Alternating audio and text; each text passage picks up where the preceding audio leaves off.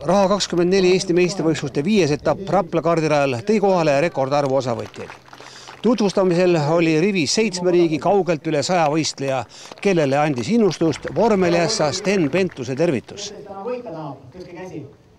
Klassis kadett oli senistes finaalides võidutsenud ikka külalised. Seekord toimus otsustav murrang. Varem vaid ajasõitudes silma paistnud Karl-Kenneth Neuhaus alustas parimalt kohalt ja hoidis head kiirust sõidu lõpuni. Mis selle esimeses kurvis siis toimus? Venelane hakkas mulle peale keerama, aga ma olin õnneks selleks valmis. Ma teadsin, et ta keerab mulle peale. Kõige napimalt jäi poodiumilt välja Steven Pärnasalu, kes oli 4. Mikroklassi sõidule vajutas oma pitseri alanud vihmi. Hoopis halvem üllatus selgus aga alles pärast finišit, kui tehniliste tingimuste rikkumise tõttu kõrvaldati 2 kiiret poissi. Kahju. Võitjaks osutus lõpuks Martin Leotoots, teise eestlasena jõudis esikolmikusse Kaur Rõõmussaar.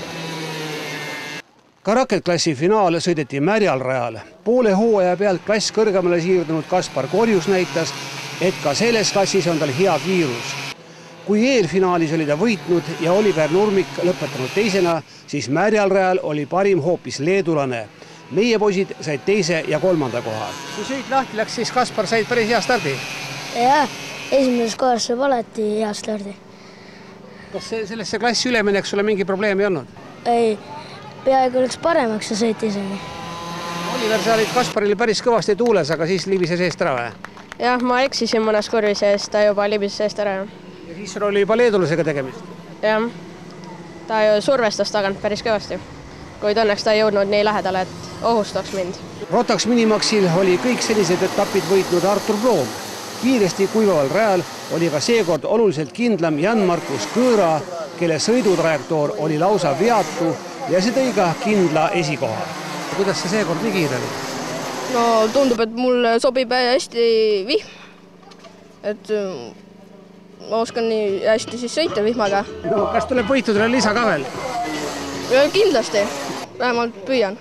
Poodiumil esikolmik seega Jan-Markus Kõõra, Artur Bloom ja Christopher Vaalmaa.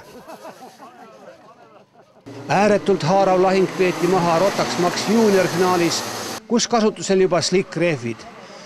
Seni oli kõik etapid kindlalt võitnud Fred Alliksaar, kes asuski juhtima, ometi vahetus liider koguni 7 korral ja kompromissitu võitlus jätkus kõigil 16 ringil. Ülinapi võidu sai lõpuks ikkagi Fred Alliksaar, kuid väga head sõitu tegid Sten Piirimägi ja eriti nooruke Ralf Aron, keda oli toetamas küll kogu suguvõsa.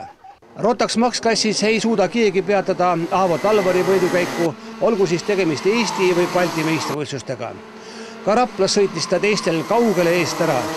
2. koha sai Märten Metsaviir ja 3. oli Martin Täht. Kangesti tahaks teada, kuidas tuleks Aavo Talvar toime DD2 klassis, kus võidusõit käis juba täiesti Euroopa tasemel. Siit ka põhjus, miks selle klassi Euroopa üks tippe leedulane Siimas Joodvirsis peab lugu just Eesti meistrivõistlustest. Et ajasõidus mahtusid 6 kiirmat 0,5 sekundi sisse, siis käis juba eelfinaali esimeses kurvis tõeline kohavõitlus.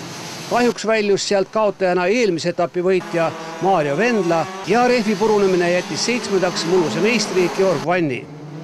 Väga kindlalt sõitis aga mõlemas finaalis favoriitidest noorim Tristan Viidas. Ringil parandas oma kohta ka Georg Vann, kes viimasteks ringideks oli tõusnud juba 3. tihedalt leedulase selja taha. Tristan Viidas võttis kindla esikoha ja viimases kurvis ründas õnnestunult Georg Vann, seega eestlastele kaksikvõit. Kuidas sa selle valule vastu pidasid? Oli kindlasti raske, aga eks juba on harjutada saanud päris palju võistluse. Ja paistab, et praegu ikka tasus kõik need treeningud ära. Leedulan on tegelikult ju Euroopa staar kardispordis. Jah, on Euroopa esiots kindlasti.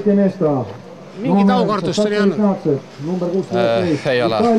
On juba varem sõidatud temaga koos Euroopas. Mis see valu lõpuks maksis, kui sa 2 esimest kätte said, mis sa mõtlesid? Ega mul ei olnud aega mõelda, selles mõttes, et kõigepealt oli vaja nad kätte saada ja see oli omaette üritus, et ma pidin pressima väga raskelt. Ja lõpuks, kui ma kätte sain, siis ma mõtlesin, et eks ma üritan nendest ikka mööda sõita. Ja peaaegu õnnestus, ühes sai mööda, Tristan pääses, aga täna oligi nii küpse sõidu, et edaspidi on oodata temalt väga tugevat tulemusi. Korvpalluri kasvu Joodvirsis oli 3. öeldes Georg Vanni rünnaku kohta. See on kord juba taganttulija eelis, kõik oli reeglitepärane. 2 järgmist etappi sõidetakse augustikuu keskel Hiiumaal Käina kardinal. Vähe sellest, et Joodvirsis on pikk, tal on ka väledad jalad.